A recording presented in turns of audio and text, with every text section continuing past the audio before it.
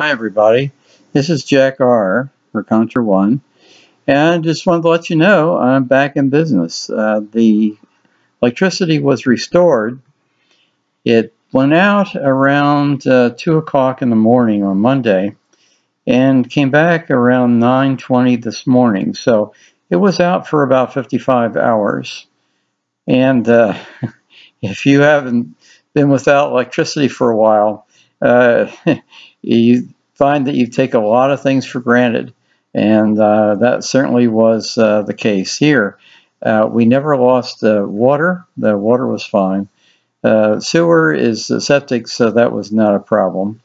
So we're lucky. And in terms of damage, there was none. There's none to this house. But that's not saying in their neighborhood there weren't trees down. There were definitely trees down. In fact, one tree fell in the back of a Ford pickup truck. So you should see what that did to the back of the pickup truck, almost down to the ground. And the tree itself is now in small pieces, ready to go.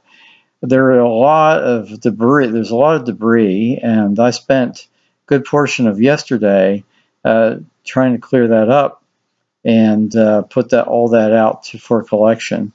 So hopefully some of that will be taken.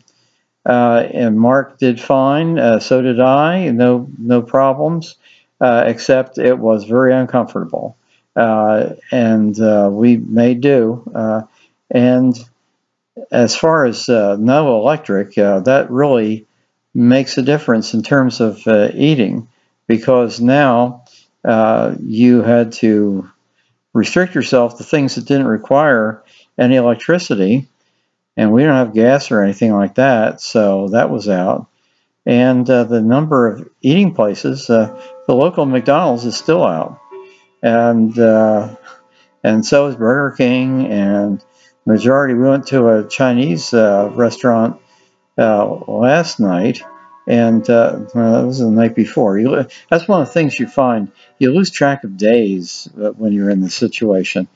And it was like 2 days ago, I went to a Chinese restaurant, and that was waited in line for an hour before we got in. But it was very good. And yesterday, again, very limited number of places open. Dunkin' Donuts was open this morning, but that was it. So Waffle House was open. Waffle House is always open. I don't care what happens. There's kind of a saying that if Waffle House is closed, you know that it's a disaster of major proportion if Waffle House is closed. So at any rate, we survived. Very lucky. Consider ourselves very lucky. Threw out a lot of food this morning that I wouldn't not safe to eat, so I don't risk the chance of winding up with botulism or some other pathogen because the food's spoiled. So that all went out today. And let's see what else. The terms of devastation in Florida. You know, there's no place in Florida that escaped unscathed from Irma. It was widespread devastation. In fact, now there still is flooding in many areas, including Jacksonville. Jacksonville has some serious flooding, and parts of Kissimmee have flooding. St. Johns River in Brevard County, Volusia, again, problems with flooding, and they don't know this thing has not crested yet. So those people that are in trouble now, they may be even more trouble as this thing tops out, as the levels go up. And the president is supposed to come to Florida somewhere tomorrow to inspect, and if he goes to the Keys, he'll find almost everything is 90% is either destroyed or seriously damaged. So I don't know how they're going to rebuild, especially at Key West, Key Largo, all those places. Tremendous devastation. There were mobile home parks there. Mobile home parks in Florida are a risky business to begin with because of our penchant for hurricanes. And but in the Keys, it's unbelievable that they would even be there, because they just are tossed around like toys, one slamming into the other, upside down, sideways. It's just unreal. So at any rate, it's this house here is concrete block, and it's built in 2003. And by that time, they had hurricane standards.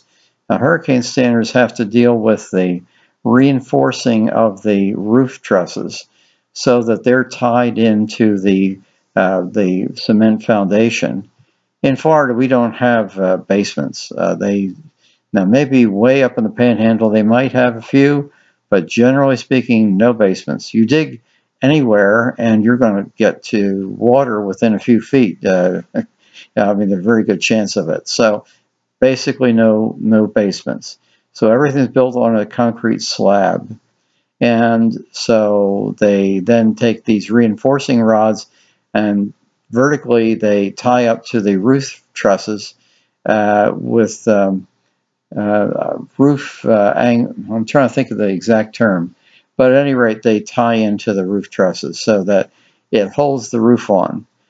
Now, if the roof goes, the house goes, basically. So these keep the roof in place. So in a major storm, if the house is concrete block and it's relatively new and it has the hurricane straps, that's what it is, has hurricane straps, it's pretty good. But again, if you're a Category 5 hurricane, all bets are off. I mean, that might not be enough. Plus, you have the added chance of debris penetrating one of your windows. And even if they're resistant, if it penetrates a window, it creates a draft, and that might in fact take some of your roof off.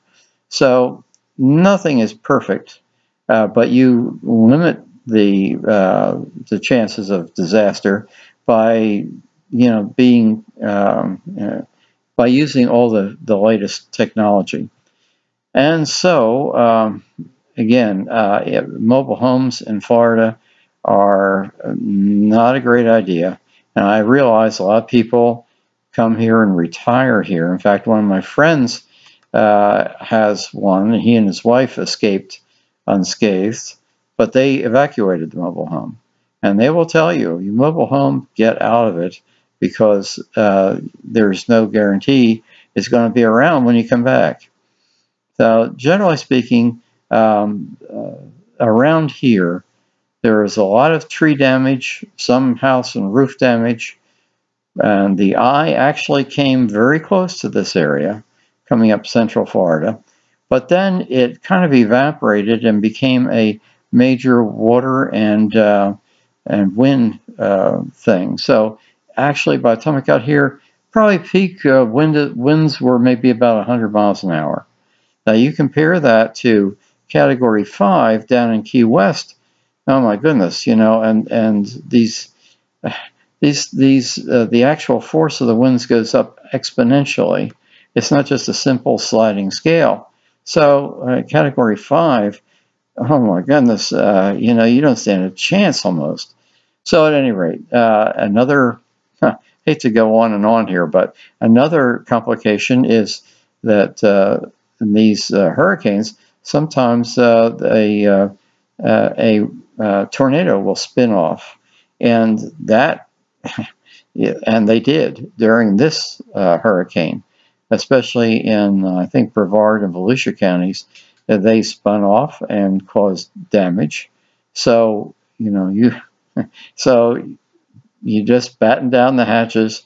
You get into an interior room with no windows if you can, and hope for the best, or else you evacuate if your house is questionable, or even if the storm, excuse me, is of a level that even the best constructed house might be compromised.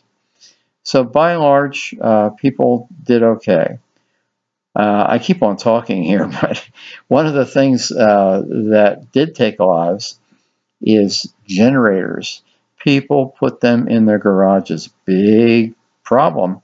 Especially, they don't realize that carbon monoxide, it leaks into the house, leaks into the bedroom upstairs, leaks into the bedroom on the other side of the garage wall, and people die because carbon monoxide is silent killer. And they find them, and many times it's just too late. So people die from that. Another thing, I keep on going here. Another thing is, when all the lights, all the street lights were out, all the traffic lights were out. And in Florida, and I'm assuming it is that way in many other places, when a traffic light is out, it acts as a four-way stop. So, and that means the first in the intersection is then able to go the first. If like four people coming into an intersection, the first that arrives has the right of way to go. But again, you have to watch it. And one of the things that you have to be careful about is some people don't know about this law, and they just blast through. They don't see a light. A light isn't functioning, so they just figure, oh, just go right through, no problem. But it's a four-way stop. And needless to say, that's a very dangerous situation. Another thing I found is that didn't do much traveling at night, believe me. But when it did, going down the U.S. highway, the traffic lights were out, but it was so dark because there are no street lights. You came upon an intersection and didn't even realize it was an intersection with a light because the light wasn't on and no street lights. So here you were at an intersection. And again, the law says you must stop. Well, if you didn't see that it was an intersection, you could zip right through. So I saw one signal light, and these signal lights are new. This road has been rebuilt. And one of the things that they did is they put an orange reflector around the perimeter of the light, so that coming up on the light, even if the light isn't on, you saw the perimeter of a light. So you knew it was an intersection there. Good idea. It's the only one I saw. So thank goodness we made it through. I will be doing videos again. Thank you for your concern, and I just thought I'd give you my report from Florida. One of the things I missed without electric was having to rely on battery-operated radio, which was far from ideal. I mean, no pictures, no nothing. So now I'm trying to catch up on some of the things that I missed during the storm. But I think you realize that hurricanes are nothing to trifle with. In fact, the remnants of the hurricane are up in the Midwest, I think. Middle East. Now that is a hurricane that gets all the way over there. So at any rate, the Midwest. So thanks for your concern. I thought I'd bring you up to speed, and I'll be putting up videos. Thanks.